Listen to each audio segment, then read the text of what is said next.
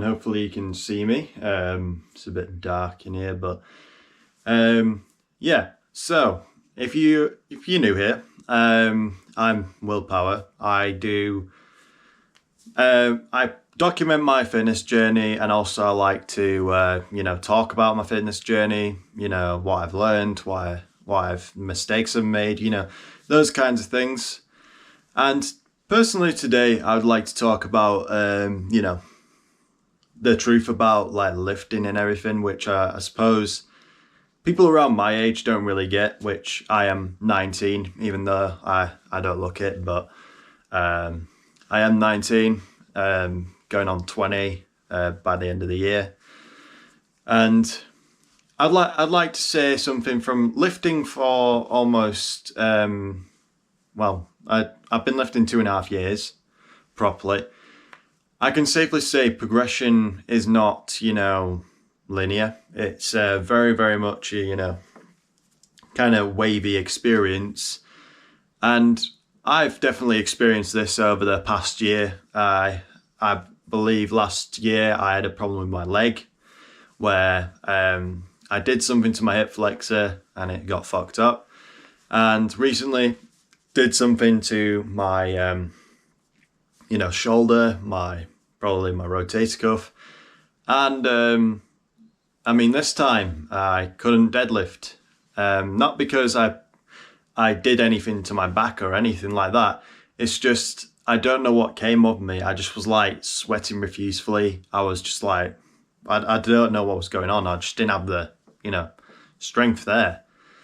But that's the thing with lifting. Sometimes you get an unexpected outcome, which is kind of like life.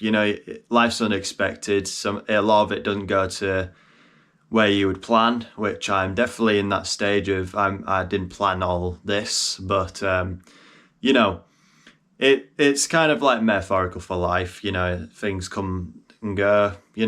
And the best thing you can do is adapt to your situation, which in this video, you'll see me fail and you will see me succeed. So like I got a PR on squat. So for 3, I got 206. I could have done 207.5, but I was like I was like a bit nervous. I was like, is it too much? I was originally planning 205 because I didn't think I was going to get it. But felt extremely strong that day, and then did 120 on bench, which I haven't hit since my shoulder injury. So that was for 3, which is pretty decent. So I really enjoyed that. And on deadlifts I couldn't even lift 200. So I will talk through that when I go into the training segment, but if you want to go to the training segment, please feel free.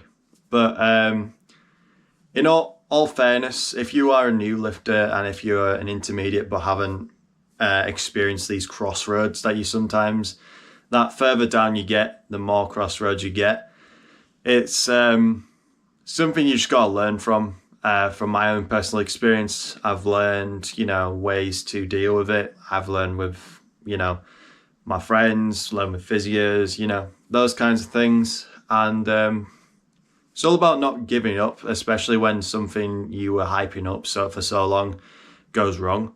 Like I wanted to hit 230 because I know I can hit 230 pretty easily, but I couldn't hit it that day, which is just the unfortunate side of it. I couldn't hit 230 that day.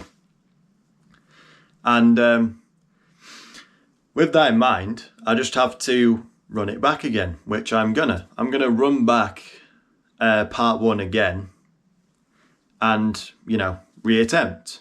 So it's all about not giving up with lifting, especially if you are, new to it or anything, because you tend to find a lot of people quit after a certain period of time, like a month to like 6 months, which I'll say this, those are the important bits. And, even further down the line, when you feel like quitting, you shouldn't quit, because if you think about it, lifting is giving you health, it's giving you your fitness back, stuff you can't replicate really with your jobs, with your, studying, with everything you're doing.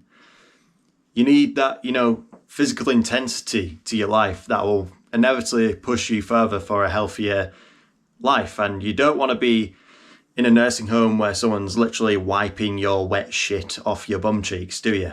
So it's kind of like, what do you want? Do you want to, try and push yourself, see where you can go strength wise, or do you just want a fit and healthy body? It's just like, you got to pick one, and shouldn't quit because you either got there, or if you're wanting more but you can't get more, you shouldn't be quitting, because quitting is not even trying.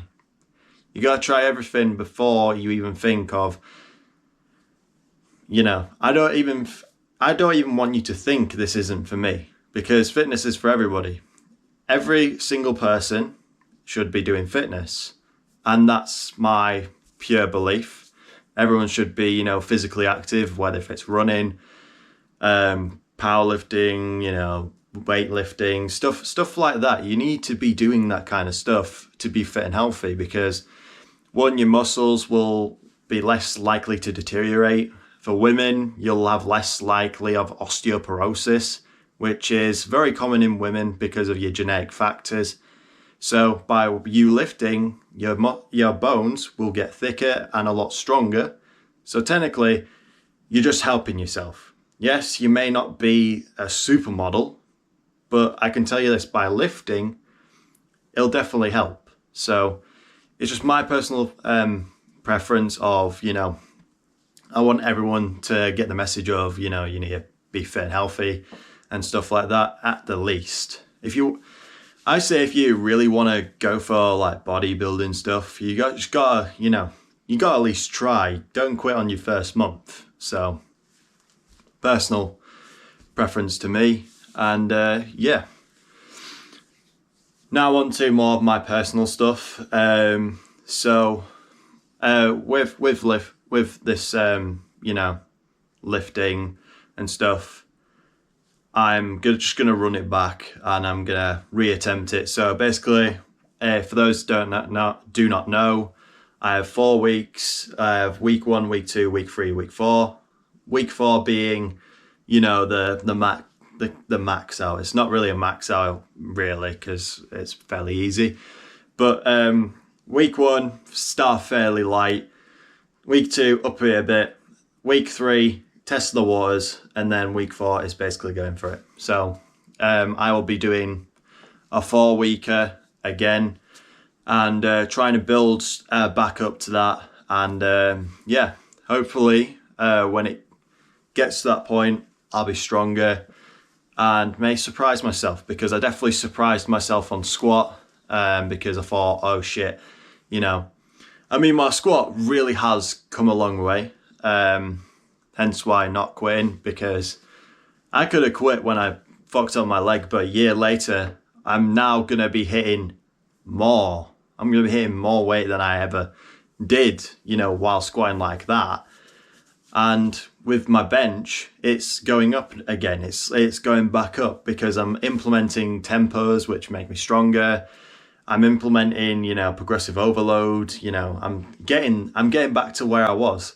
It doesn't happen like that. Rome wasn't built in a day. So I know in my head, I know my maturity, that things take time. If I want to get the 220 bench, that's basically kind of a life goal, and 300 plus squat and 350 plus deadlift, then I'm gonna have to put in the work. I'm gonna have to put in measures to get me there. And to get my goal physique, I just want to be the best version of myself. I want to, improve on stuff. I want to, just have more muscle to me. I want to, push myself. That's the kind of thing. And then push up my fitness and stuff like that. It's those kinds of goals that make you, because, I wouldn't be here if I wasn't passionate about what I do. And that's what you've got to do if you're still watching. Because if you're not passionate about fitness, you're not really going to get anywhere. And I understand. You feel like you have no time. which I see people in my gym that do 40 plus hours a week and they still fucking get in the gym. And I understand. Yeah, it's hard, but when you get into the rhythm of it, and to most people, you have nothing going on when you get back home. You just relax. Just go to the gym for an hour or two and then relax. Trust me, it will feel so much better. But anyway, we'll be on to the workout segment now, and hopefully you enjoyed a bit of my, motivational speeches or whatever. And yeah, we'll get straight into the gym. So starting off with the more successful lift of the week, 206, primarily because I pussied out of doing 207, and it went up very, very easily. So I think with me just doing it again, so like trying to do the 4 weeks again, and go for 207.5 and then see where I go with that. But yeah, it's looking very, very good in the squat department. I feel my flexibility, I feel my less pain and stuff now, so it's definitely getting there, and I'm very, very happy with the results of this day's stuff, and yeah, I'm quite happy with it. But yeah, 180 felt pretty good. Just I was a bit gassed afterwards, like the usual stuff. And yeah, just like, just running it back and trying again. Not only because of deadlift, but because of bench. So like, I want to either get 120, which you'll see in a bit, well, in like a couple seconds. 120, flying a bit better, or just when it comes to lifting more, just like, so it just like adds more. So by adding more weight, like even like two kilos, might be the goal for bench, and just try and make it a lot smoother. Try not to lift my ass off, which the belt definitely does help with my posture. It's not for everybody, I'll say that. I'm not a person who lives and dies by putting a belt on while benching, but I definitely say it's worked for me when keeping my ass on the bench and just like trying to focus on more or less my form and stuff. So it's just like more of a mental thing than an actual physical thing. So it's just an add-on for when I inevitably do go a lot higher on bench, which the problem even before all this was I did like hyperextend my spine, which can lead to other injuries. So it's more injury prevention and everything. But anyway, onto like 80 kilos on incline barbell, nothing much, and just trying to rep it out, get my delts, get my upper chest stronger and stuff like that. It's just like just trying to get a bit stronger and just add a bit more bench volume to the week. So it just adds up and makes me stronger. I personally like it a lot more. But yet again, people have their preferences. I typically would go heavier, but I've got to keep my head on straight and think I'm not gonna upsize myself right now, because I'm not at that stage where I'm very, very confident with my abilities on bench at all. So it's about warming straight back into it, especially if you have an injury like I had like a rotator cuff, which also linked to like not only posture but like kind of genetic thing, where the physio literally had to pull out my shoulder blade and then replace it, so like try and like pop it out and then put it back in again, which wasn't really the most comfortable thing, I can tell you that much. But Ever since, it's felt a lot better. I've felt a lot smoother.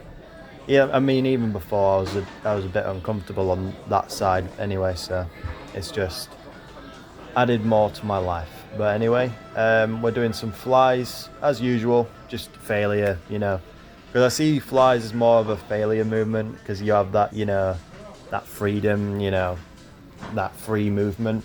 Typically with dumbbells and barbells, it's a lot more dangerous to, go to failure, because you have to put that weight somewhere. And with a cable, with like any cable movement, it's basically you can go to failure if you want and stuff. So it's just, I'd say a lot better for failure movements. If you're doing dumbbells, you need to be very, very, you need to have a spotter or have someone, there, or just like try and drop them by yourself, which can also be quite dangerous. As well as with barbell, you can't just chuck it just in case someone's in front of you. So I definitely say a lot of cable movements are, well, what I would call failure movements and etc. But yeah, they definitely do work, and it's also a good opportunity to not only increase the size of my chest because it's at an angle of more or less pushing downwards into my chest, so where the fibers are going, because most of your chest fibers kind of do point, kind of like downwards, so it's kind of at that angle where it's most optimal for the science basters, the science, jerkers, but yeah, for all intents and purposes, keep it simple. Keep, your exercise simple, and it will, progress. I mean, if you're too ADHD to think, oh, I need to switch up and stuff, go do different variations. It's all you can do. But anyway, on to triceps. Of course, just trying to, warm up the tricep almost, and then go straight into, tricep pushdowns.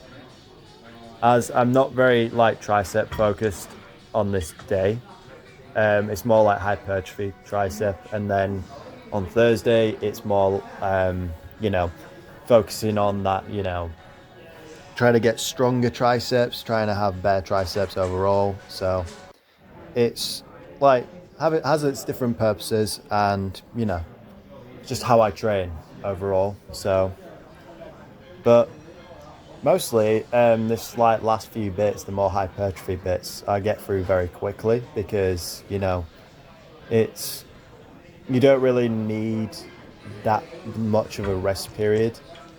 As I do believe rest periods are important, but when it comes to time management and intensity, it's really not that big of a difference. But I do wait around for a minute or two, and then I go straight into it most of the time. But with my compounds, I wait a lot longer because I'm trying to perform at my best, and hence why if you know something's wrong, you're kind of oh shit, I need to rest a bit longer. But then if something's still wrong, you got really something wrong with you, which is what happened with my deadlift. So hence why you won't see it in this video, because I didn't even get past 200 kilos. Which 230 wasn't really happening that day. So you'll probably see just me doing some tricep pushdowns, posing, and then going straight into pen lay rows, which is what I do afterwards. But I don't know what happened, but it's a learning point at the end of the day, and I'll be able to try again. If it happens again, then I've got something wrong with me. So. But it's not over for the deadlift, and I can safely say it will be back. So, I mean, you can enjoy my little bit of posing. I feel like my arms have really filled out, and they're looking pretty good. I'm just gonna keep it that way, and focus on chest and back and stuff like that.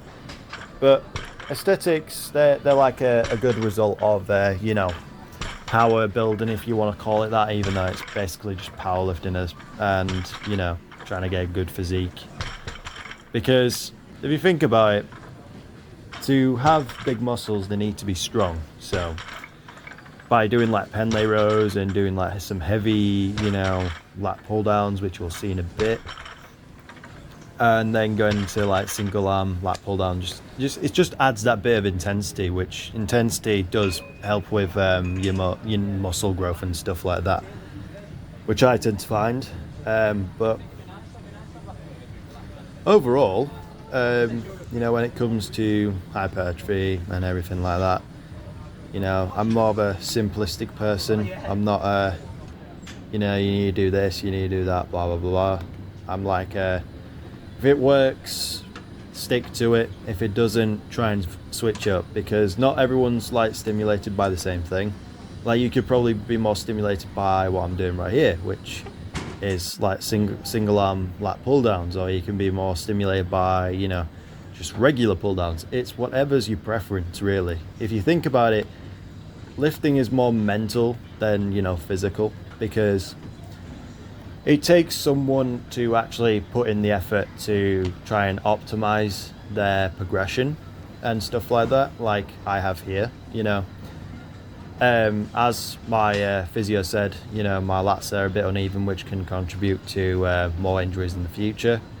Hence why I'm doing single arm pull down, to try and like make them as even as possible, because you'll always have those uneven parts about you, because genetics and shit. But when it comes to injury prevention, you gotta put that at least on your high shelf, because yes, aesthetics and strength may be your goals, but you gotta also think about your long-term health, because if you can't lift, then you'll go chronically insane, and then you'll cry in a corner like a little pussy. So I'm not speaking from experience, totally not. But definitely when it comes to just in general stuff, when it comes to lifting and the like, just make sure you're safe and make sure you're doing it correctly, because if you don't do stuff correctly, it won't work. And that's why I do all this to hopefully, it's not like doing the exact same thing, but I'm doing what works for me, and I've been doing it for so long that it has progressed. I've made progressions, little increments, which is easier to measure and stuff like that. So, but anyway, we're on shrugs. It's a replacement for rows, because all the rows in the gym were taken. So I was like, oh shit, I gotta do something. So I'm doing some shrugs. Not particularly my favorite right now, especially seeing as I prefer rows now, but it's at least something. Hence why I'm doing it, because I'm not going to wait around for 30 minutes for a row to be just free. So I mean, if the gym's busy, just find something else to do. It's not really that hard to find something else. I'm pretty sure most gyms have different variations which you can try, or you at least have a barbell or dumbbells, so it's at least in the books. But anyway, on to some preach curls, getting those biceps nice and good, and then straight afterwards I'll be doing some incline barbell but incline dumbbell curls, because we only have one set of cables at work. The pleasures of working out at these types of gyms, but it has its own flair to it. But definitely the biceps are coming along. They're getting there, as I do have even genetically uneven biceps. One is longer than the other, but I'm trying to make the longer one technically more peakier, because it's in the opposite. So my bigger side is more thicker, but not as long. But my longer one isn't as peakier. So it's just trying to get them as even as possible, which it's quite hard, especially when you use one arm way more than the other. But honestly, I try like work them out as evenly as possible. And yeah, I mean, I've even started like implementing some like forearm training. So like mainly for like wrist stability, which I've found to be quite a benefit. So like it's just like rotations of the wrist. So like I can't remember what the movement's called. But it's like rotating your wrist in when you have it like balled up and just rotating it like you're doing a key lock or something. You're just doing that. And I tend to find it makes your wrist a lot stronger. So if you're thinking of thickening your wrists and making them a bit stronger, I definitely recommend it, because it just goes in my like little kind of like it's like my extra stuff, which you'll see in the next video. So like little extra stuff that I do that my physio has recommended, and other people have recommended me. So it's just like those kinds of things for like injury prevention, but also to make me stronger, etc. So it's just there to enhance my lifting experience. Now on to incline curls, just a good replacement for I think it's Beijing curls or whatever the fuck. I call them cable curls, because they're just curl them with a cable. But they're a nice alternative to the cable curl, as it's basically the same fucking thing. But yeah, that's the workout all done, and you'll see the posing at the end with me and my compression. That makes me look way bigger than I actually am. So yeah, I love the sleeveless compressions. They make my lats look way bigger than if I had my shirt off. But yeah, with all that said, thank you for watching, and I really do appreciate it. And yeah, please consider liking and subscribing, and look at my other videos. And yeah, thank you and goodbye.